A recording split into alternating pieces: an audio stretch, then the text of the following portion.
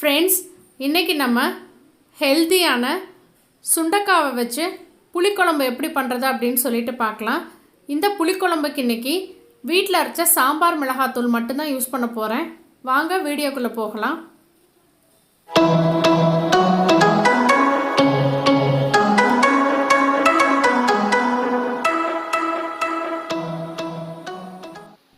பாத்திரத்தில் கொஞ்சமாக நல்லெண்ணெய் விட்டுக்கோங்க. ஒரு 3 டேபிள் ஸ்பூன் அளவுக்கே விட்டுக்கோங்க. அதிகமாக இருந்தால் தான் புளிக்குழம்பு நல்லாயிருக்கும். கடுகு 1/4 ஸ்பூன், வெந்தயம் 1/4 ஸ்பூன் போட்டு பொரிய விட்டுக்கலாம். செக்கில் ஆட்டின எண்ணெய்ங்கிறதுனால நல்லா உங்களுக்கு நுரைச்சி வருது. கைப்பிடி அளவுக்கு சின்ன வெங்காயமும் ஒரு 10-12 வெள்ளை பூண்டும் போட்டு நல்லா வதக்கி விடுங்க.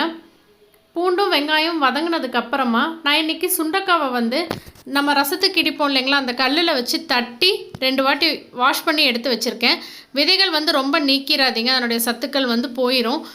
சுண்டக்காவை போட்டு நல்லா வதக்கி விடுங்க. இந்த எண்ணெயிலேயே சுண்டக்காய் பாதி அளவு வெந்துடட்டும். கொஞ்சமாக கருவேப்பிலை தூவிக்கலாம். ஒரு 5 நிமிஷம் போல் இது வதங்கி வந்துடட்டும். இதனுடைய கலர் சேஞ்ச் ஆகும். இப்போ பாருங்கள் எந்த அளவுக்கு வதங்கி இதனுடைய நிறம் மாறிடுச்சு அப்படின்னு சொல்லிட்டு.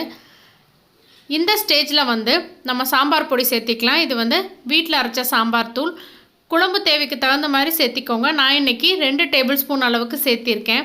மிளகாய் பொடியினுடைய பச்சை வாசனை போகிற வரைக்கும் இந்த நல்லெண்ணெயில் நல்லா வதக்கி விடுங்க. அப்போ காயிலையும் மிளகாயினுடைய காரம் நல்லா இறங்கிரும்.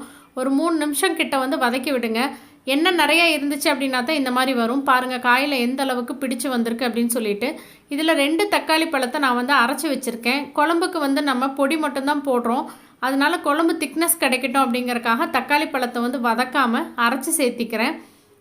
குழம்புக்கு தேவையான அளவுக்கு உப்பு சேர்த்திக்கோங்க. இப்போ தக்காளியினுடைய பச்சை வாசனை நல்லா போகிற வரைக்கும் இது வேகட்டும். பாருங்கள் எந்த அளவுக்கு தக்காளியிலே எண்ணெய் பிரிஞ்சு வந்திருக்கு அப்படின்னு சொல்லிட்டு. நல்லா சுண்டைக்காயில் காரம் புளிப்பு எல்லாமே இறங்கியிருக்கு. குழம்புக்கு தேவையான அளவுக்கு புளிக்கரைசல் சேர்த்திக்கோங்க. இப்போ எல்லாமே வெந்து வர்றதுக்கு தேவையான அளவுக்கு நம்ம தண்ணி சேர்த்தியாச்சு. ஒரு வாட்டி நல்லா கலந்து விட்டுட்டு அதுக்கப்புறமா இதை மூடி போட்டு குக் பண்ணிக்கலாம். நான் இன்றைக்கி கொஞ்சமாக பால் பெருங்காயம் சேர்த்துறேன். நீங்கள் பெருங்காயத்தூள் இருந்தால் அதுவும் சேர்த்திக்கோங்க, இல்லை கட்டி பெருங்காயம் இருந்தால் அதை ஸ்டார்டிங்கில் தாளிக்கும் பொழுதே சேர்த்திக்கோங்க. இப்போ இது வெந்து வந்துடட்டும். இப்போ குழம்பு ஓரளவுக்கு பச்சை வாசனை போயிடுச்சு. ஆனால் இன்னும் கெட்டியாச்சு அப்படின்னா புளிக்குழம்பு நல்லாயிருக்கும். இந்த ஸ்டேஜில் நான் உப்பு செக் பண்ணி பார்த்தேன். கொஞ்சம் உப்பு பத்தலை. அதனால் திரும்பவும் உப்பு போட்டு நம்ம மூடி போட்டு நல்லா எண்ணெய் பிரிஞ்சு வர்ற வரைக்கும் குக் பண்ணி எடுத்துக்கலாம். இப்போ சூப்பராக நம்மளுடைய குழம்பு ரெடி ஆகிடுச்சு. பாருங்கள் நல்லா எண்ணெய் பிரிஞ்சு நல்லா கெட்டியாக வந்துருச்சு. உங்களுக்கு தேங்காய் விழுது வேணும் அப்படின்னா இந்த ஸ்டேஜில் அரைச்சி சேர்த்துக்கோங்க. பட் நான் இன்றைக்கி சேர்த்தலை. இதே மண் பாத்திரத்தில் மூடி வச்சு ஒரு 3 மணி நேரம் கழித்து சாப்பிட்டோம் அப்படின்னா டேஸ்ட் ரொம்பவே சூப்பராக இருக்கும்.